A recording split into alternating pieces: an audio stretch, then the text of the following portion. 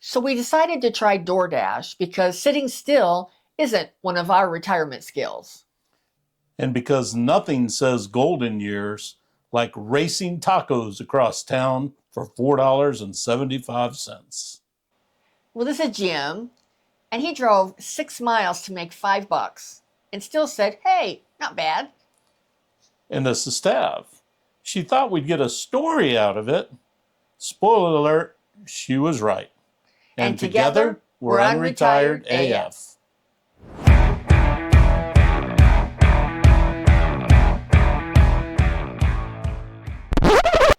Hello and welcome to today's episode of the Unretired AF podcast, the podcast created especially for the over 60 rabble-rouser crowd.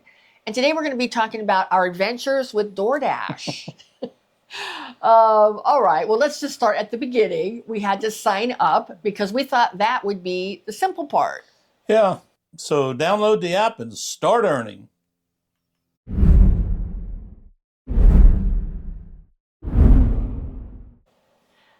All right. Well, the first thing you have to do, obviously, is you have to sign up for the we have to sign up for the app. I was going to say DoorDash app, but that's really not the right app. You have to sign up for the Dasher app, and the requirement is you have to have a smartphone. So you got to have a smartphone to do this. You download the app. We have iPhones, so we did it from the App Store, the Apple Store. I don't know. I think it's called the Google Store, whatever it is for Android. You'll know what it is. If you have Android, you know what it is.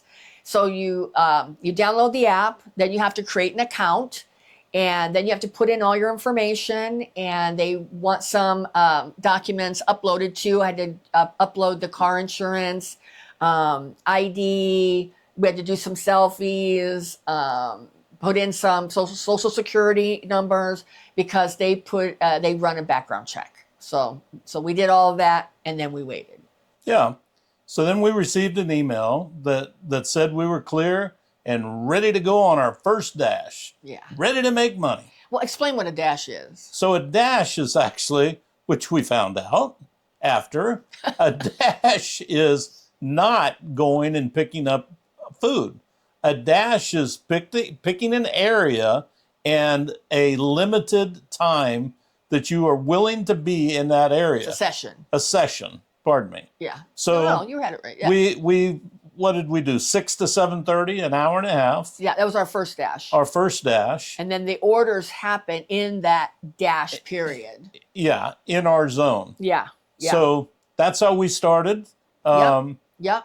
It was a bit cumbersome, but we It was all right. It was all right. So this is where we are just starting. We haven't even gone out. We decided we were going to start the next day. Yeah. Because we got approved, and we decided we were thinking about going out that night, but we were tired, and we just said let's just start fresh. Yeah. And we'll do it tomorrow. So that was what we decided.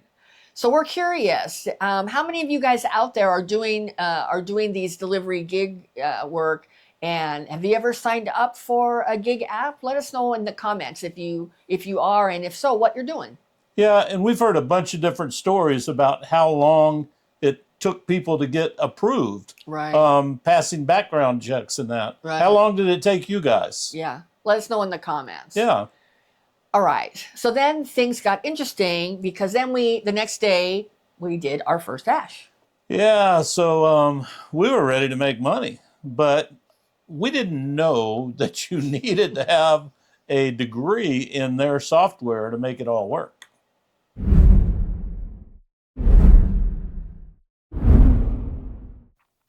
All right, so we got in the car.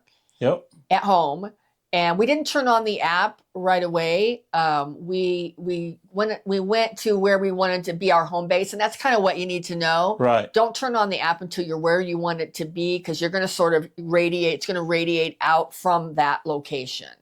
At least that's what we think. That's what we think based on how it went for us. So we did that. We turned it on. We were all ready to do our first order. And then all of a sudden, I'm prompted to upload my ID and do selfies again. So this is a little video that we did. It's dark because it was night that Jim did, and before I got prompted for that. So take a look. Well, hi guys. Jim and I did a thing. we are always talking on our channel about doing this gig work, but we've actually never done any of this gig work, the kind that's really popular right now. So we signed up for DoorDash, and we are getting ready to do our very first DoorDash. So let's see. I've got the app open. It's telling me get ready to dash, and I'm going to say I'm ready. Okay, I'm ready. Let's see what it says. The dinner rush is on. It's go time. Average offer wait 1 minute. I don't even know what that means. Do I just push this dash? Okay. Dash until 7. Okay. So once you a parameter of time. So we'll put an hour. We'll do it. Okay. Average offer wait 1 minute. Ooh, now it's doing something. Verify your identity to quit to continue dashing. I already did all that. We'll turn it off. It's asking me for my ID again. And so Jim turned it off because I had to upload my driver's license and do some selfies. And so anyway, we were still trying to figure out the app. It was a little bit confusing. So you can see this video. All right, I just had to upload my ID. I guess they want to make sure that people who are driving are actually the person who signed up. So I had to upload and take a picture of my ID, and then they had to do a selfie. I had to take a selfie where it scanned my face. I had to look to the left and look to the right while it scanned my face to make. I guess they want to make sure that people aren't signing up in other people's names. So anyway, now we are looking for offers to do, and I don't know. I don't even know. I don't know. This one is 4 miles away, and that's the closest one. I don't know what that means. I just don't know what that means. If I click it, I wonder if that means that will. Let's see. So we were learning the app on the fly. We were looking at it. It had the nav in the top. And it had the Crumble, which is a cookie place, if you're familiar with that chain. It had one of those, and it had like a little icon on it. And so I thought that was right. And it had 4.1 miles or something. So I thought that we had got an order for Crumble. So I tell Jim, take off. And so he starts driving. We get about half a block? Yeah. Something like that. A couple 100 feet. Something like that. And then we got a pop-up on the screen that said that we had an offer for Panda Express, and it had the amount. I can't remember what it was. I want to say like $6.75, something like that. And then we clicked to accept it. And then when we accepted it, it turned on navigation for us to get to Panda. So Jim started driving there, and it was a little bit confusing because when we got there, it didn't say anything. About what to do, like where to pick up the order, even who the order was for. And then I noticed there was at the bottom of the screen a little button that said exit. And I was a little nervous to exit because I thought that would exit out of the order. Right. But you have to. I hit that exit, and it exited out of the navigation. It would be nice if they said that you're exiting the navigation. So we hit the exit. It exited us out of the navigation. Then we got the screen that said, confirm that you're at the restaurant. Right. So I confirmed I'm at the restaurant. I go inside. I still didn't know what the hell I'm doing. Thankfully, at the Panda Express, there was a really nice young man in there. And I asked him. He helped me out, told me where to go. He worked there. He told me where to go. So basically, they don't have like, some places have like a shelf to pick up stuff. I think a lot of places have had theft of people just come in and grab stuff off those shelves. So you have to ask. So I had to show my phone, and it had the name. Once I confirmed I was at the location, it had the name of the customer. I showed them my phone, and they handed me everything. Then I'm ready to leave, but it says on there, you have to verify. So then it asked that, because it's sealed. The bag is sealed. Right. So I have to verify. Are there teriyaki sauces or whatever there was, sweet and sour or whatever it was. Soy sauce, whatever. And I had to confirm that with the employee. She said, yes, it's all in there. I said, okay, great. I confirmed. But you can't look in the bag. It's sealed. So you just have to rely on them telling you the answer. So then I confirm that, get out to the car. Once you confirm that you've picked up the order, then and only then does it pull up the navigation, but it doesn't tell you where you're going. It just tells you where to go from there. From there, like in the parking lot to go. So you just have to start driving, and then it will tell you where to go. So you have no idea really where you're going. I think in the beginning when I accepted it, it said how many miles, but I wasn't paying attention to that part. So we start driving. We took that one. That one was a little bit of a distance. It was very dark. Jim didn't take any video of that one, of me dropping off that order. Then we get back in the car, and once I got to the door, I took a picture of the order. And then it closed out the order once you take the picture of it at the door. Nobody came to the door all night, not ever. We had 6 orders. Nobody came to the door. It's all leave it at the door. I think COVID changed that. Yeah. Nobody wants to talk to anybody anymore. So I left it at the door, took a picture. That seemed to trigger the end of it. So then I got back in the car, and then it says, head back to your zone. Your zone is your starting point. So we started heading back there. And while we were about halfway back, would you say? Yeah. It popped up the next one, which was for Sonic. So we went to the Sonic. We weren't sure what in the hell to do, if we were supposed to go through the drive-thru. It doesn't tell you. So when you pulled in, you saw the 3 things that said mobile pickup. Right. We pulled into there. So we have a little video of that. We'll show you right now. Well, we're now at Sonic. We are doing our second delivery tonight, and we're just waiting for them to bring out our order. And yeah, it's been interesting. We'll let you know how this one goes. The last one, we didn't Jim took some video, but it was really dark because it was out in the boonies, and it's night. So I don't know how good that will come out, but yeah, we had to drive about 3 miles to drop off the last thing. So all right, and so we picked up that order. We took that one. That one was a little bit of a frustrating one. We didn't even get a tip from the customer on that one. It took us to a duplex complex. There were about 6 of them. Yeah, with no paved road. No paved road, so we're on dirt. There's no markings on these buildings, and it's pitch black outside, and there's big dogs running around. I was a little concerned. I'm a dog person, but I didn't know these dogs, and it was at night in the dark. So it does have a feature on the app where I could click or tap it, and it brought up a text screen. So I texted the customer and said, "We're here, but I don't know where you are." And then she texted back and said, "Red car in the driveway," and there was only one red car there. So we went up. It was easy. Set it there, took a picture. We get back in the car. We're on our way. And then the next one was I will interject something here. Okay. I would suggest, if you do get food delivery, make sure the address on your house is illuminated. Our next time we go out, I'm going to bring a big flashlight so we can try to find some of these. At night, it's very hard to see houses that aren't marked on the street, or a lot of these places, they don't let people put the numbers on their mailbox. Right. So and it's there on aren't the even house. Mailboxes a lot of times. It's like a community thing. So that was a little bit. And then we did one that was for a Chinese restaurant. Yeah.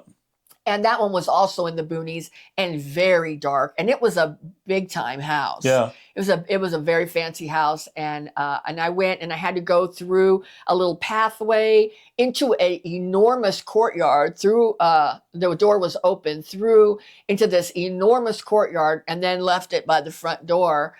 And then Jim took a picture of me coming back from that order. So overall, it was okay. It was a little bit weird, but it was okay.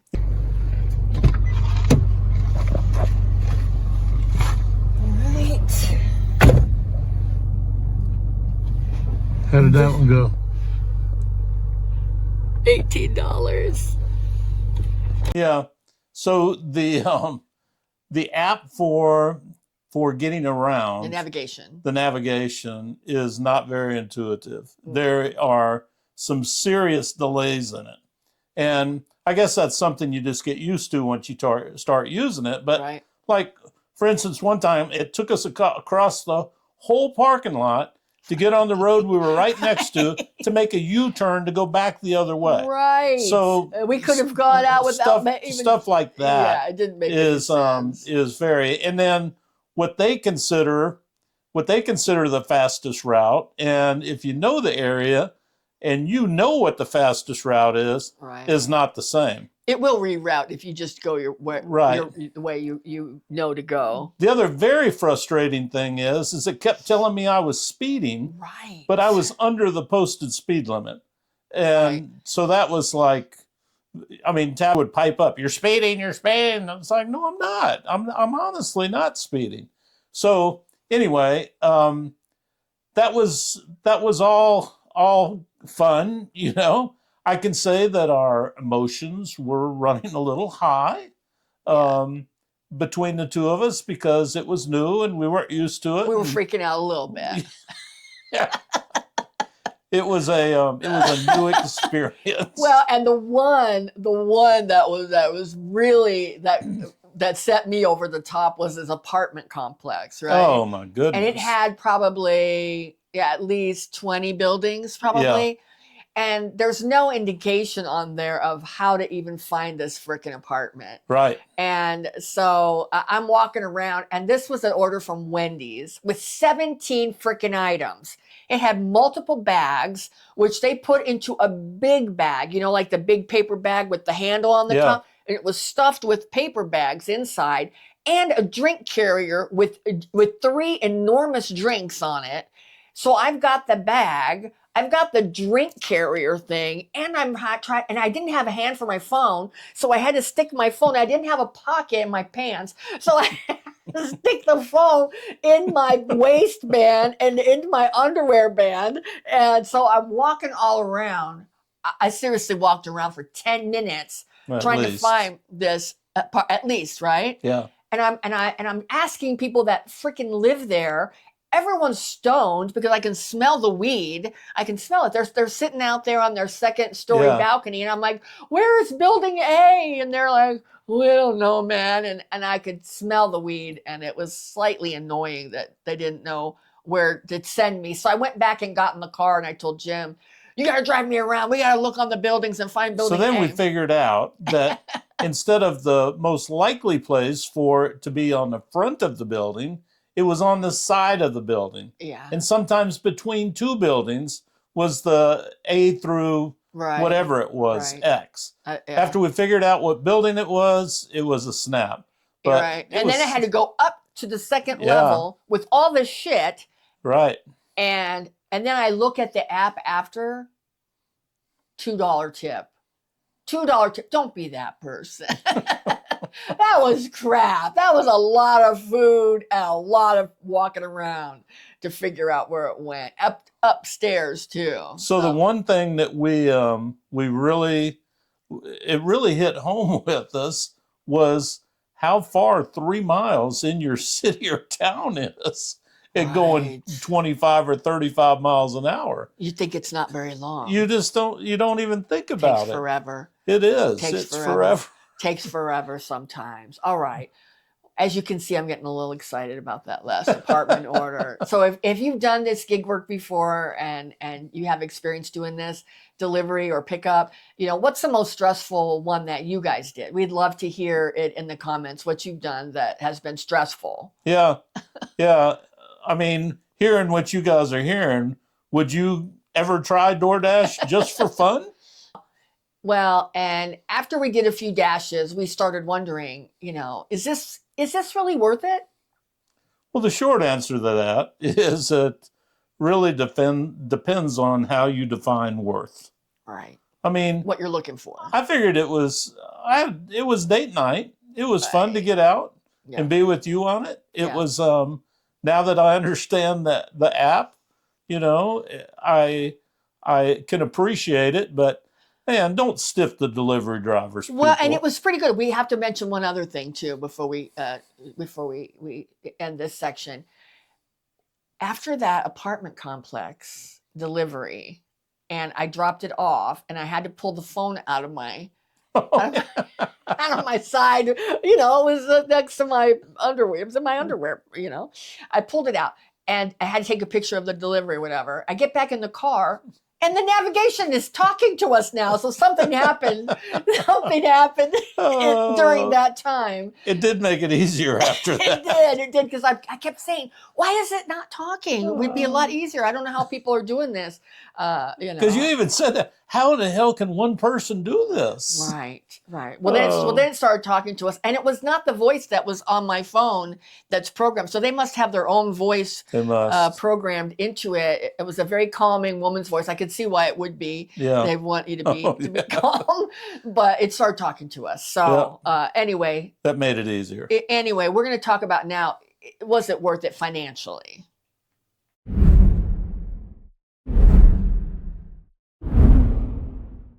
All right, now we're going to explain how the pay works with the DoorDash program. We don't know how it works with other programs. This is the only one we've done, so we're going to tell you how it was for us. They give you base pay. DoorDash pays you a guaranteed base pay for every order, every delivery, and then you get customer tips. For us, we did 6 orders. We did 2 dashes. Our first dash was 4 orders. Our second dash was 2 orders. We got tipped on every order except for one. The Sonic order, we got stiffed on. The delivery into the duplex with the red car and the big dogs wandering around in the dark, no tip. And to be fair, I think a lot of people believe that the delivery fee that is in the app, because they charge a delivery fee, I think a lot of people believe that the tip is added into there, and it isn't. So understand that, if you do a DoorDash, delivery, that your driver isn't getting a tip unless you add a tip in. Right.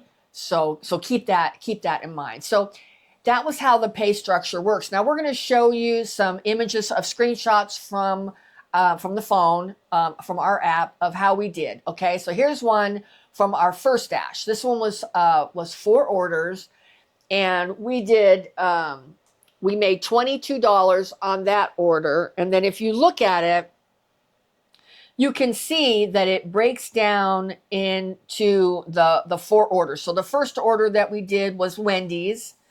The second order was Lotus Garden. The third order was the Sonic one. And the fourth order was the Panda Express. Now, we got a base pay, and you can see the DoorDash pay for each order. And then you can see the customer tips. So we got... we did okay on all of them except the Sonic one. It was only a $3.75 fee that we made because the customer did not tip us on that one. And then so that's an overview, and then I'll show you now where you can see how much we made on that dash. That was a $22 total for that dash, and that's how they look at the dash. And I will say too that if we wouldn't have gotten lost in the apartment complex, we could have done at least 1, maybe 2 more. Right. I mean, we were in there a long time. We were in there really a long time. 15 minutes, maybe 10 to 15 minutes, probably. I think even over that. But anyway. So when you're looking at this dash, you can see the $22, and you can see we were active for 1 hour and 18 minutes, and our dash time was 1 hour and 34 minutes. And the way that we figured that out is once we dropped off an order, going back to our zone and waiting, that was not considered active time. Right. So even though on dash time we were an hour and 34 minutes, active time we were only an hour and 18 minutes. And that means we're either going to pick up an order actively, or we're going to drop off an order. Right. Which the whole time we were in that apartment complex was against the clock. It was against the clock, right. But now once we dropped it off and we're going back, that wasn't considered active time. Okay. So then you can see our second dash was, we made $13.75, and that was for 2 deliveries. We did one for Filiberto's, And our DoorDash base pay was $3.25. The customer gave us $3.50, so that was a $6.75 dash.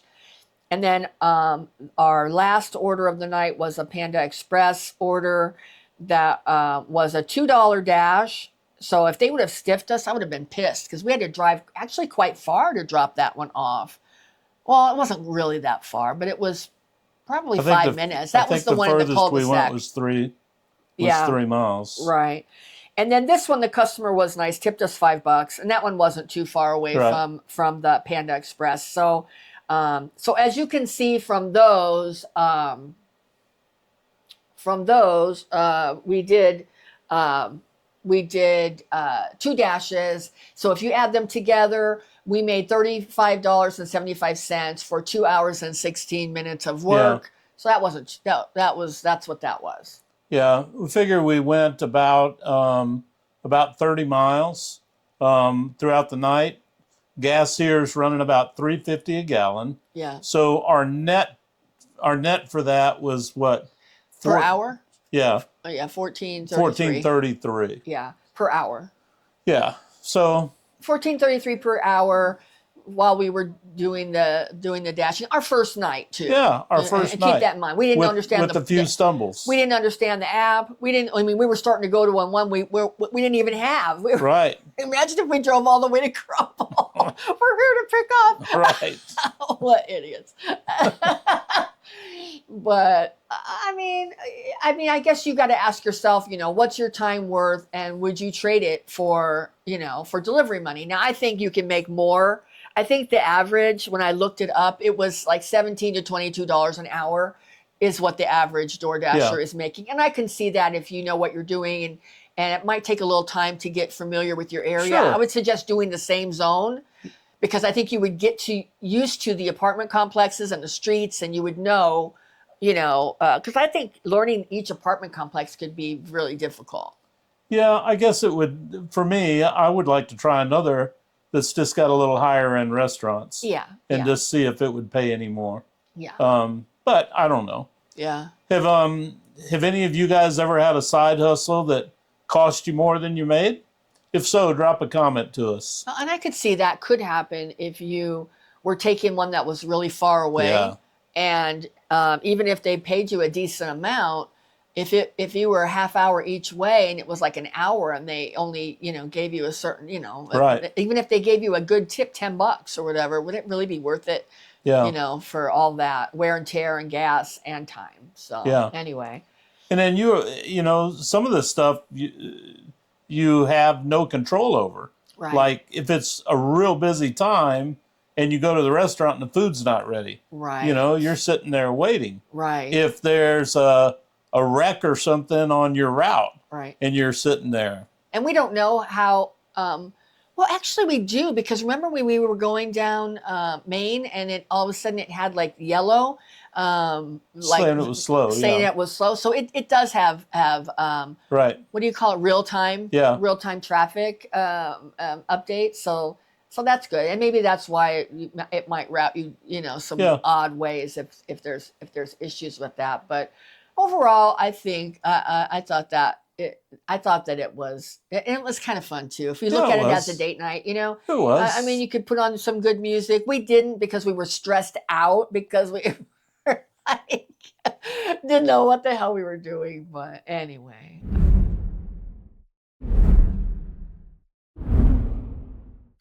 All right, so the takeaway from this episode and our door dashing experience, we'll start with the good. The good is that it's flexible. I mean, when you sign up, you can work whenever you want. The only thing I will say is if you are in an area that has a lot of people who are signed up for the Dash program, you might have to sign up. It might be a waiting list in terms of for the night. Like, for instance, when we finished our second Dash, we weren't sure if we were going to continue, but the program made that decision for us because it said it's very busy right now and we don't need any more dashers right now. And it has a button that you could sign up if you want to schedule for a later time. So just understand, even though, yes, it's flexible, you can work when you want. Sometimes when you want doesn't work out for them. Yeah, I think because you would have to. we still had like 15 minutes left No, in our no, slot. no. Remember I said we have 2 minutes. Oh We yeah, were yeah, driving yeah. back, and Oh then yeah. 1 minute, and then we got to our Right. area, but there was no availability. Now, what Right. we could have done is driven to a different zone because we live in a big city, Yeah. and so we could have driven to a different zone to see how that would work out. We didn't. We were actually 2.5 hours, or 2 hours and 15 minutes of it. We were bushed. We were tired. Not from any of it. It wasn't a lot of walking other than the apartment complex, but just, it was just stressful. For me, Jim does a lot better at learning new things and trying new things. I am less open to doing that. So I really try and put myself out there and try and do new stuff occasionally because, it's good for me. It's good for all of us to do that. So anyway, the flexibility, that's one of the good things about it. The second thing that's probably something that most of you would be interested in is the cash. Is it, how long does it take to get paid? Well, that's one of the good things about DoorDash is they do pay quickly. It depends on how you want to do it. They have their own, they work with a bank. It's called Crimson. And if you sign up for an account with the bank that they partner with, then they will do a direct deposit every single day into your account. And I'm not sure how that works because I didn't sign up for it. I'm assuming that they give you a debit card and you can, have access to your money right away. They also will work with your bank account. That's what we elected when we signed up. We have it going as a direct deposit into our bank account. And then that is a weekly pay for free. There's no charge for that. But if you want to get your money every day, it's $1.99. So let's say you went out and you really hustled. We made, what did I say? $35.75. Let's say we worked 3 times that long and we made $100. You might want to get that $100 the next day. You could pay a $1.99 and they would